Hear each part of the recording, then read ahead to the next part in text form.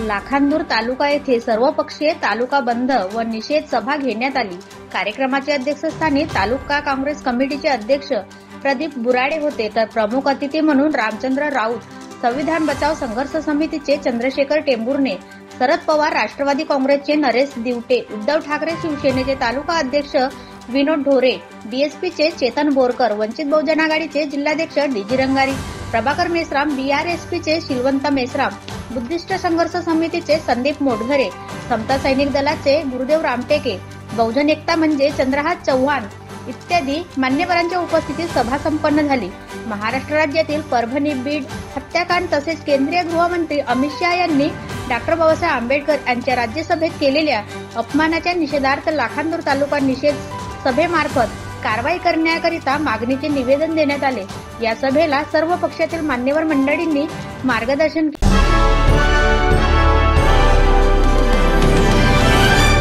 लाखांदूर शहरामध्ये सर्वपक्षीय परभणी हत्याकांड प्रकरणावरून आणि भारतीय संविधानाचे शिल्पकार डॉक्टर बाबासाहेब आंबेडकर यांच्या जो देशाचे गृहमंत्री आहेत अमित शहा यांनी जो एकेरी उल्लेख केलेला आहे त्याच्या निषेधार्थ लाखांदूर शहरामध्ये कडकडीत बंद पाळण्यात आला।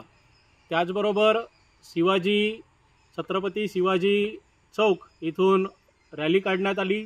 ती रॅली डॉक्टर बाबासाहेब आंबेडकर स्मारक परिसर आणि तिथून पुन्हा वापस शिवाजी चौक या ठिकाणी त्या रॅलीचं समापन होऊन नंतर मोठ्या सभेमध्ये त्या रॅलीचं स्वरूप त्या रॅलीला नंतर मोठी सभा त्या ठिकाणी घेण्यात आली आणि या सभेमध्ये सर्व पक्षांच्या प्रतिनिधींनी आपापलं मत या ठिकाणी मांडलेलं आहे।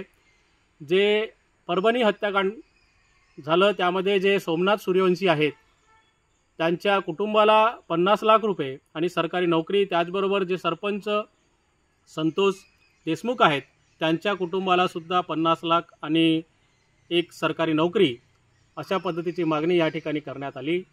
एकंदरीतच हे जे प्रकरण आपण पाहत आहोत हे प्रकरण या देशामध्ये जे महाराष्ट्राच्या सार्वत्रिक निवडणुका झाल्या, लोकसभेच्या सार्वत्रिक निवडणुका झाल्या, त्यामध्ये जो ईव्हीएमचा मोठ्या प्रमाणात गैरवापर करून देशामध्ये आणि महाराष्ट्रामध्ये जे मनुवादी विचाराची, विषमतावादी विचाराची सत्ता या ठिकाणी आलेली आहे। बीजेपी सरकार आणि बीजेपी मित्र पक्षांची जी सरकार आलेली आहे, एनडीए सरकार आहे, त्या सरकारने हे नवीन पिल्लू हे या ठिकाणी काढलेले आहेत आणि जो ईव्हीएमचा जो विषय आहे, जो जनतेचा जो सूर होता ईव्हीएम विरोधाचा, तो दाबण्याचा प्रयत्न या ठिकाणी या सरकारच्या माध्यमातून या ठिकाणी करण्यात आलेला आहे। हे जे प्रसंग घडवून आणण्याचं काम या ठिकाणी सरकारनं केलेलं आहे।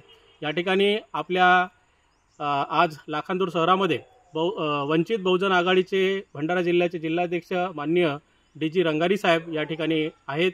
त्यांना मी या घटनेविषयी आणि एकंदरीत जो शहरामध्ये आज जो कार्यक्रम घेण्यात आला, जी रॅली काढण्यात आली, त्या संदर्भात आपण काय बोलणार आहात? रंगारी साहेब। मी डीजी रंगारी, जिल्हा अध्यक्ष वंचित बहुजन आघाडी भंडारा।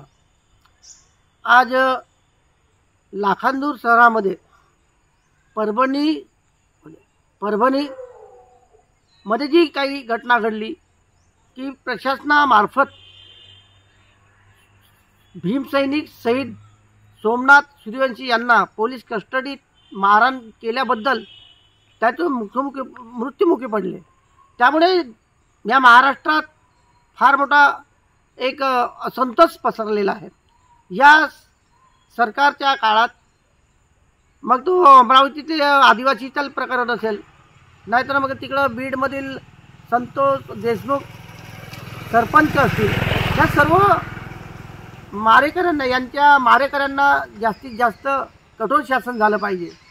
आमचे तर वंचित बहुजन आघाडीचे नेते बाळासाहेब आंबेडकर यांनी अशी मागणी केलेली आहे की सोमनाथ सूर्यवंशी यांना आर्थिक मदत म्हणून 1 कोटी रुपये द्यावे, तसेच त्यांच्या कुटुंबातील एका व्यक्तीला नोकरी द्यावी।